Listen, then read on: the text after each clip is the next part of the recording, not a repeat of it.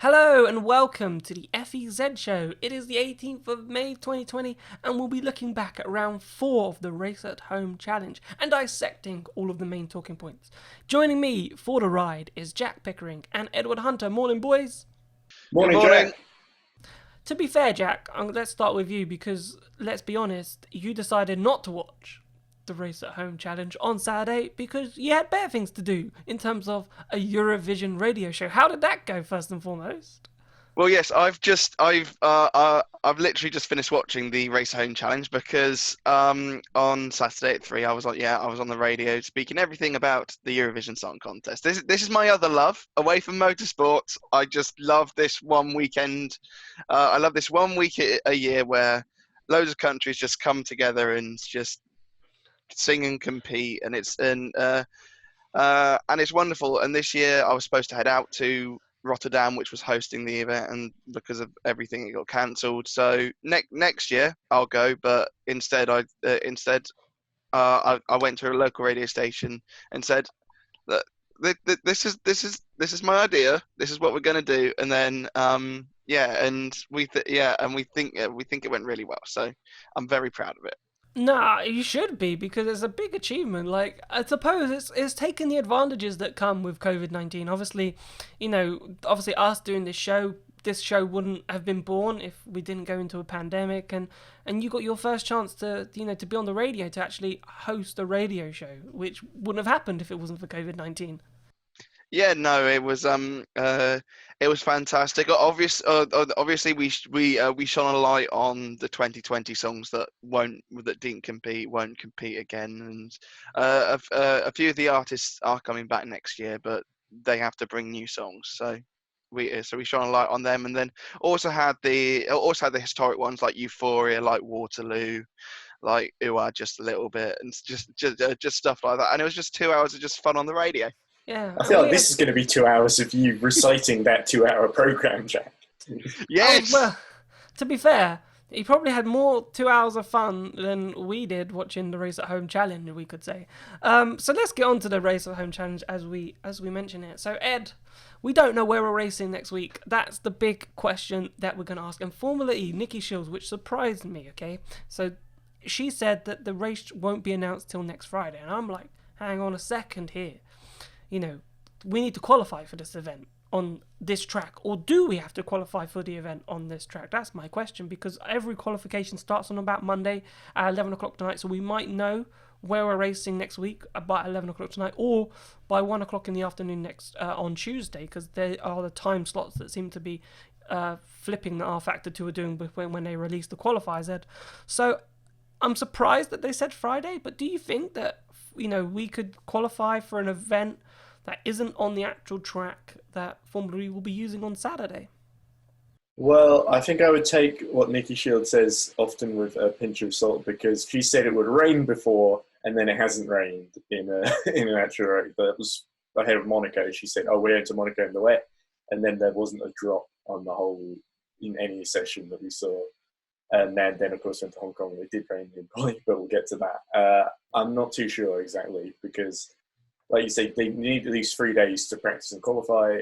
And it seems to me like announcing on Friday, we would know already, like you say, because the sim racers would have had to drive on the track probably later tonight or at least tomorrow morning. So yeah, it's really hard to say either way because Formula have been they've not been very transparent about it. I think it's fair to say. So yeah, we really will just have to wait and see. But they're certainly leaving it late if they are going to do it. The thing is, Jack, the good thing is, right, it doesn't look like it's going to... If they announce electric docks on Friday, that would be a bit of a letdown. But obviously then something's gone horribly wrong. So what do you think? I honestly don't think, Jack, that... I think something new is coming. I don't think we're going to be returning to something old. Had it been electric docks, they would have announced it on Saturday, or in my case, about 5 minutes ago. But yeah, no, everything does kind of point at it's not going to be at electric docks. That it's going to be somewhere else, and that's really exciting because this is what I know that we've pined for the last few weeks. We need these new tracks. We can't have the same 3 tracks in rotation all the time. But yeah, no, I'm keeping everything kind of crossed that yeah, it is a different location.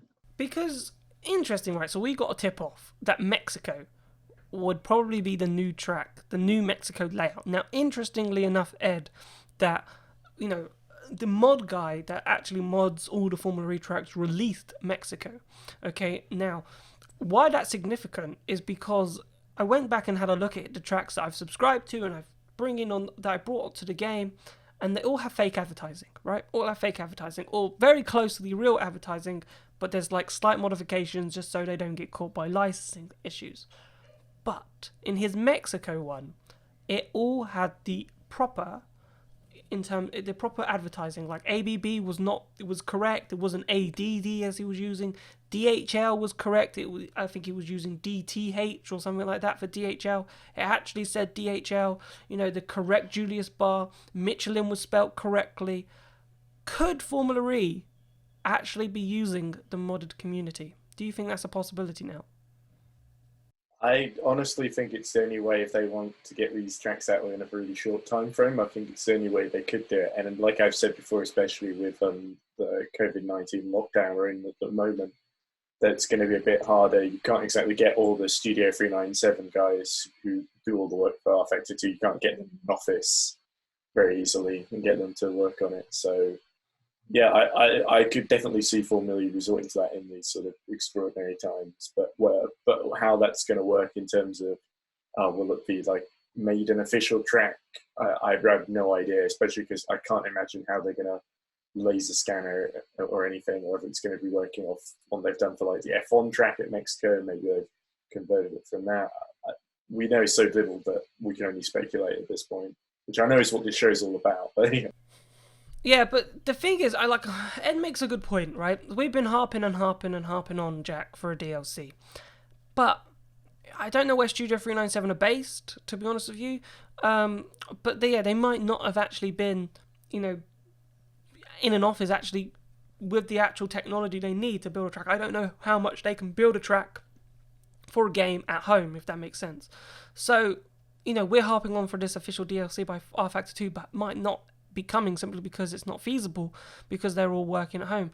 So the modded community, if Formula E were going to dip into that and actually race on Formula E tracks that are in the game, but you just have to tweak advertising borders on them, so re-update them effectively, it could be the way forward. Yeah, definitely. I think, I think because of the whole pandemic, I don't think people are easily going to be at work, and so yeah, they can't do it properly. So yeah, I think it will come down to modders, and yeah, hopefully with Mexico being the first track, the first one that might come out. That sounds good. And then from there on out, fingers crossed, we're going to get some more tracks. But yeah, we'll have to see. My question is why? In terms of why now? Why are they going to the modded community potentially? Obviously, we don't know that. But why are they doing it now? We've had, we've repeated Hong Kong. We've repeated Monaco. Why? We could have. There's so many tracks, Ed, in the modded community that we didn't need to repeat tracks. We could have gone. They could have just, all they needed to do was update it to have the official, say, what, we'll give you permission to put the official ads on the track.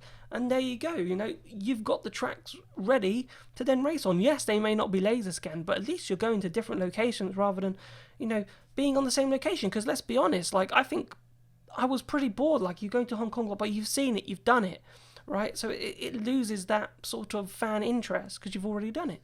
I think maybe it's a case of them playing it safe in terms of like you say, maybe they're not laser scanned. The quality on them, most of them doesn't look that bad, but I think it could vary between them, and you don't really know what the quality is going to be like until you actually load them all up, I guess. And it's again also another thing I think you've talked to me about the software is that it could be licensing issues as well, in terms of they don't want to put one up with sponsors, but they're all the wrong sponsors, or I guess they can easily go and change that. But all sorts of things where if hugely inaccurate, it could get them into all sorts of legal scrapes, I guess. So those are the only two reasons I can think of that it's playing it safe and possibly licensing issues. Yeah, you make a good point with the licensing issues. That's why, obviously, these modded tracks don't have the official advertising jack. But, as I said, seeing the Mexico track come out in the last couple of days with the official advertising, it makes me think that this is where we could be going, and this could be a route that Formula E are taking. Yeah, definitely. I think they might have finally given in to the whole let's rotate around the 3 official tracks over and over again, because people have. I don't think people are just like that interested in going back to Monaco, in going back to Hong Kong, in going back to Leicester, and so yeah. Fingers crossed. This is the beginning of the end. But yeah, because I think they wanted to wait to see if they could go for official tracks instead of going for these unofficial ones and touch up the bits here and there. But no, with Mexico coming on, for me, it shows hope because I've been very vocal about going back to Monaco and going back to Hong Kong, and so yeah, no, this is fantastic. This, fingers crossed, is a step in the right direction. Is this now, in terms of Formula E going to actual real circuit tracks, is that dead, Ed? Or do you think, Formula E could actually go, you know what, we're out of Formula E tracks, we're not going to use the modded community like we're suggesting at this precise moment, we're going to use the tracks that are currently made by R Factor 2 that are free to use in the game, or maybe you have to pay to use, because there are many modded tracks, but I still think they'd be quite long. Could Formula E go in that direction? Well, not unless they change the format, because like you say, with the elimination format, they're going to have to eliminate a car each lap. Although it was just in the challenge race, Sophia Florsch didn't even show up, so that meant that there was one less person to eliminate, I guess. But if you look at, I don't know, Silverstone or even some of the longer tracks, even like Zandvoort, which I've just put up, it's the case where they couldn't really fit all the sessions in that they want to on the stream in the time that they need to, the time they have at the moment to do a challenge race and the Formula E drivers race in the sort of 15-lap format. I don't think you could do that on the other tracks in their current form, as we've sort of talked about before. So I think they would have to get rid of the elimination format as a bare minimum, and then maybe work around the format in terms of making sure they can fit all the laps in, because obviously they don't take this 58, 59 seconds like you do at like current Formula tracks. They take a minute and a half or whatever. That's the interesting thing in terms of the elimination format, in terms of, has it actually worked, and is it been good in theory? Because, you're going to these races and you'll have to do an elimination format, and, if we were to go to real circuits, Jack, and you'd have to cut people off, or it would take too long. I feel like this elimination format, people have moaned about it, and whether or not, it would work. And, we've done 5 races of it now, including the test race, and I don't know if it has worked. Well, yeah, I think whatever happens, they're going to stick with it till the end of the season, 100%. But yeah, I think once this season ends, they will review it and they will see how effective it has been. I don't think it's been the best format in the world, but I think it's been okay, because Formula E always want to do something different, so they're not just going to have a full 45-minute race because basically all the other series they're doing full races. So yeah, they wanted to switch it up a little, and so yeah, but they will look back and be like, okay, this didn't work here, this didn't work there. But yeah, also we saw in Leicester a few weeks ago that there were so many cars crashing out that the elimination format wasn't actually needed until lap 10 or 11 of the race. But yeah, I think it has worked, but occasionally they need to like, I don't really know what to say, but yeah. I'd love to know how many people have rage quit because they've got damage. And I have a feeling, let's put our great friend Remco Major into that category. in terms of obviously he was sort of taken out in the sim race early on, and because that's it, you're not going to get to the top 12 with damage, you might as well quit because there's no chance of you actually competing. So what's the point in actually going around, because you're going to get eliminated anyway. Yeah, especially if you're having to turn the wheels 90 degrees to the left to go into a right-hand corner or something like that because the steering is so bent out of shape. Yeah, so I can imagine if you've just given up because the car's become undrivable. Yeah, Jack. So imagine, I don't know how many FE drivers have actually just rage quit, and just gone. You know what? I'm in 18th. I'm getting eliminated next lap. I might as well just eliminate myself now.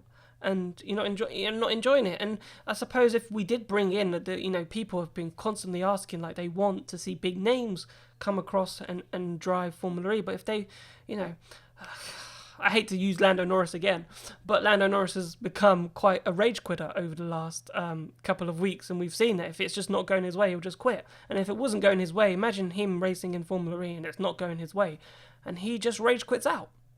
It'd be a lot of restarts for Lando, though, Jack. Yeah, definitely. I think, I think it would be great to see big names in this, and yes, as we have touched on, stick them in the two cars, stick them in two normal liveried Formula E cars, and then they can do and they can see how well they qualify. But yeah, I think this whole race royale format, that will draw it away, because if you take someone like Ciro Immobile, the Lazio striker, he competed in the Chinese Virtual Grand Prix, but he was towards the back of the field, and the same is with Sergio Aguero, who competed for Red Bull in the Spanish virtual F1 race. He was towards the back of the field, so it would be likely that they'd be in there for about 2 or 3 laps and then just not partake further than that, because that. And so what's really the point in that? Yeah, and I suppose that's the negative about having the elimination format is that if you were to get such a big name, and Formula One, to be fair, I know Formula One's a massive sport, Ed, but they've done really well by getting all these football players, people that other sports interested, and you'd never think these drivers would ever race a Formula One car or even do what they're doing. And if you put them in a Formula E's perspective, if they're out after lap 1, or great hype for that person, if that makes sense. Yeah, I feel like they're mainly there because there isn't really, like, say, a decent sort of football game or a cricket game that works the same way as, like, in Formula One games or driving simulators in general. They put you behind the cockpit, whereas cricket games, it's more of or football game particularly, you switch between controlling each players and you have a very sort of distant perspective. So I wonder if it's sort of one of those things where the driving sim sort of format is a bit more immersive for them, even if they're not, especially good drivers. It's sort of, broadens it out to a wider audience. You can kind of get away with that for Formula One, whereas Formula E, I think it's pretty niche. But maybe it might attract more people. I think you might get more people just, especially with the format of if you saw Hong Kong with all the crashes, it might just alienate people, in my opinion. It might say, the crash was good, but where's the race? So. Yeah, and I suppose that's what we've got to move on to, is that turn 1 crash. Obviously, we had the rain in qualifying, so I suppose we should touch on that first, because that happened technically before the race. What did you think, Jack, of having a wet qualifying? It did spice it up a little bit. Shame we couldn't really get Remco Major back on. Obviously, not the greatest performance, but we hope. I don't think you can qualify again, sadly. So I suppose that's why when you get hit out and it's through no fault of your own, it is quite frustrating. But we had the rain in qualifying. Like, what did you think of it? Well, yeah. I mean, they actually worked out how to put the rain into the game, unlike when they promised the wet Monaco. But yeah, it threw up some surprises. We saw Edo Mortara start on pole position, which was huge. No one really saw that coming. But Edo's always had great form around Hong Kong in real life. So yeah, it only makes sense that he got that pole position. Unfortunately, he did lose it in the race, but but no, the wet qualifying kind of shook up the field a little with Edo at the top, but it was still Wehrlein, Van Dorn, Gunter behind, and then the traditional Ollie Turvey, Ollie Rowland section, and then so on and so forth. Yeah. One of the big surprises of the wet qualifying was Daniel Abt, who actually qualified up into something like 9th place. I think he qualified. I'm not sure whether that was the. I'm not sure that was whether it was because of wet or whether he's actually found something in the last week. Because the thing is, we've seen both Audis towards the back of the field, and unfortunately, they're still on 0 points. But I think it did shake it up a little bit, but not enough to warrant it happen again. Yeah, I probably would agree with you on that. But let's look at that turn 1 crash, because this turn 1 crash was the crash of all crashes. Like, but at the same time, again, when you saw it, your heart sort of sank, Ed.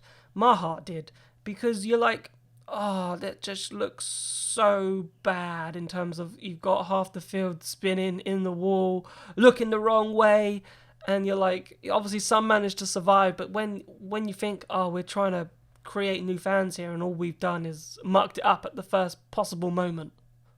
Yeah, a little bit. So I guess it started with, I think, one of the Mercedes, I believe it was Nick de Vries, because Van Dorn was in second on the grid. So Nick de Vries from about 5th or 6th basically hit the back of Turvey and then hit a few people. In fact, Wehrlein said that he got a steering bent because of that incident at turn 1, which sort of wedged him in the wall a bit. And then there was, then there was a bit of a cluster behind.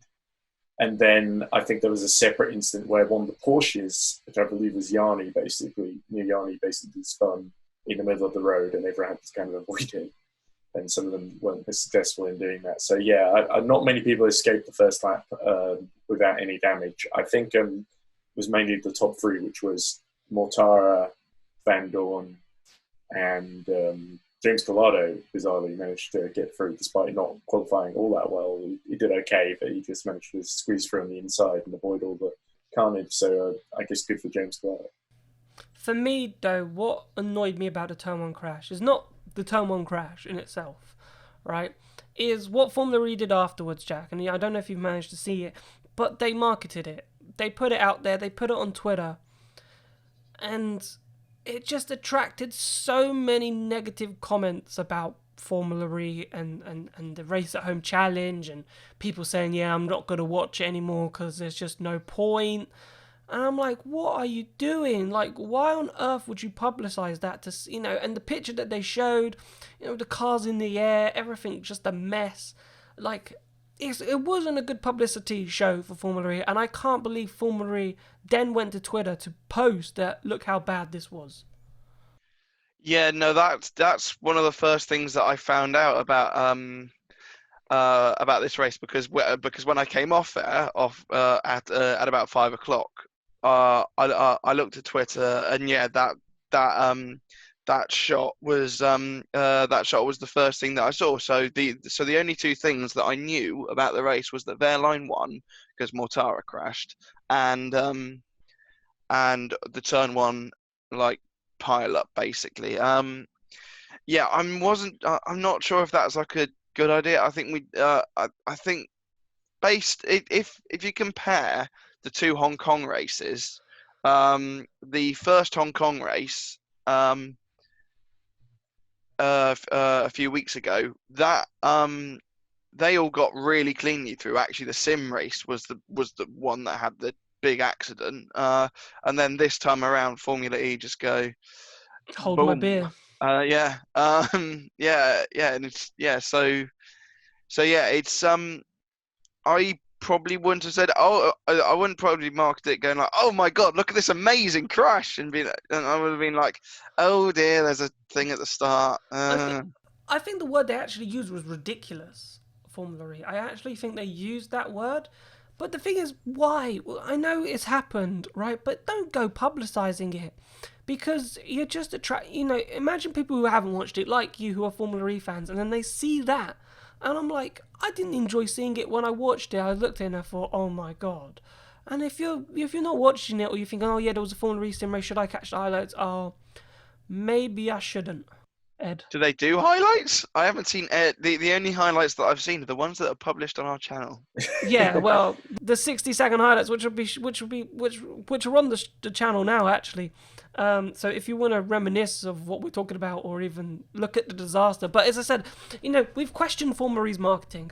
We've questioned the marketing of the UNICEF, donation things, and there's not been enough of that. We've questioned the marketing.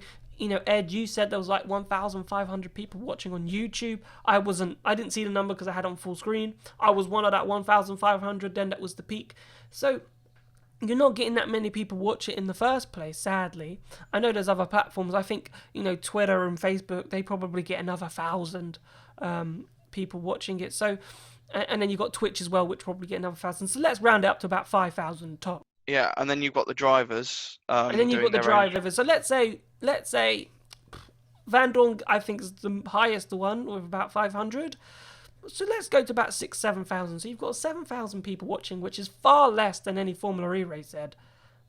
And you've got people who are a bit, I don't really want to watch it, it's a sim race. But then when you show them that, they're like, yeah, one tweet, I saw one reply that said, yeah, I'll just wait for you to come back for real racing rather than watching this. Yeah, and it's a shame because in the sim races race, there was a great battle for the lead between Joshua Rogers and Lucas Muller. And there was one bit where they were through the chicane and all those really bits where it's really only kind of one car wide. They were side by side through the whole thing and racing really cleanly. And that didn't show up in any of the highlights. If you look at our channel, they didn't put that in any of the highlights, which is a real shame because that was actually one of the, they just put the move where Lucas finally got through. So it's a real. So there was some good racing, but you didn't really see that too much of it, unfortunately. I just wanted to point out because I've made reference to this in the past that they do it at the same time as Formula One show classic races. This weekend they showed the 2012 European Grand Prix, the one where Fernando Alonso came from 11th to win for Ferrari. That got 529,000 views. There's a little bit of a difference there. Yeah, no, obviously it's comparing apples and oranges slightly because Formula One is so much bigger than Formula E, but there will be Formula E fans who who obviously love for like Formula One who will be watching the Formula One race rather than the Formula E. So you've got that comparison on that lost viewership in itself. So I want to sort of move on to sort of like the race review, just quickly reviewing the race. Obviously Mortara was on pole, Ed, and he binned it. It could have been, he managed to escape that horrible turn one crash. Looked set, really. Had James Collado behind, who wasn't the quickest, and Verline and Van Dorn at that point were behind chasing him. So he had enough in hand to sort of, take it a bit easy, but completely lost it about 5-6 laps in at the chicane where Van Dorn also, when we were at Hong Kong last time, crashed. So it is a challenging corner, don't get me wrong. Like every time I go through there, I'm like, don't hit the wall because it's so easily done. But at the same time, you're like, he would have won that race if it wasn't for that. Yeah, although in Mortara's defence, you're not going through that chicane quite as fast as him, I imagine. But no, that's very true. But at the same time, like, I'm nervous and I'm probably doing 20, 30 kph less. He's going through it much faster. And you're like, but I know he's a professional racing driver, but at the same time, you're like, it would have been his otherwise. Yeah, and the frustrating thing is Mortara almost cleared it, but he just clipped the rear left wheel into the wall and ended up replicating what Van Dorn did a couple of weeks ago. And so, yeah, frustrating for him, but it created the opportunity really for Pascal Wehrlein to get by Van Dorn and Collado and take the victory. And obviously then Gunther was caught up in that crash as well at turn one, and that really ruined his race, which was probably good. We needed a race where, something actually went wrong for Max Gunther. Sounds a bit sadistic, but okay. Max Gunther had an absolute shocker. I think he qualified rather well. I think he qualified fourth. But yeah, that whole turn one incident, that dropped him down to the lower regions of the points. There was then a bit where we thought he might have been out of the race. He wasn't. Because he got a drive-through. Yeah. For jumping the start. Yes, he did. And then he made and then he had an accident at the chicane as well, and so that just really put pay. And he was out on something like lap 5, lap 6, which was disappointing. But it does mean that we've got a very juicy fight between him and Pascal Wehrlein at the top of the championship now. But yeah, going back to Mortara, he lost an opportunity, and Unfortunately, it's not the first time that we're saying that Mortara's thrown away a win at Hong Kong, but yeah, no. Hopefully he can keep up this pace, and he'll be fighting up for those top 5 positions throughout the rest of this season. But obviously, Ed Verline in a league of his own. At the moment, I think he's the quickest. I know Van Dorn's pretty quick as well, but he's the man to beat at this precise moment. Yeah, and he did it with a slightly damaged steering as well. And he just said that, I wasn't as confident in the wet, but I was so much quicker in the dry, is what he said. And the thing is, you saw the move on Collado. Collado almost was caught napping when he got by him to get into second place, and eventually sort of inherited it when Mortara went off, like you say.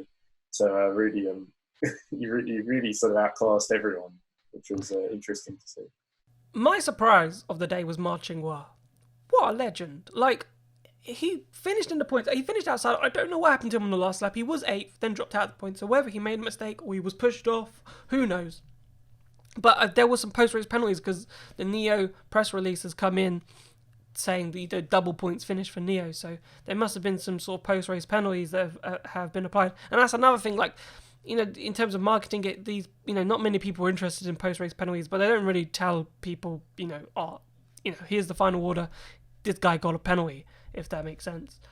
So we don't really know who's got a penalty because I suppose no one's that interested to go and find out. But what a surprise. I was really impressed with him, Jack. And if, we've had the luxury of interviewing him, and obviously he's talked about his problems about street circuits and finding his rhythm. Obviously, we know that Neo car isn't quick, but, hopefully it can be something that he can move forward and take confidence from going into street circuits, hopefully in real life.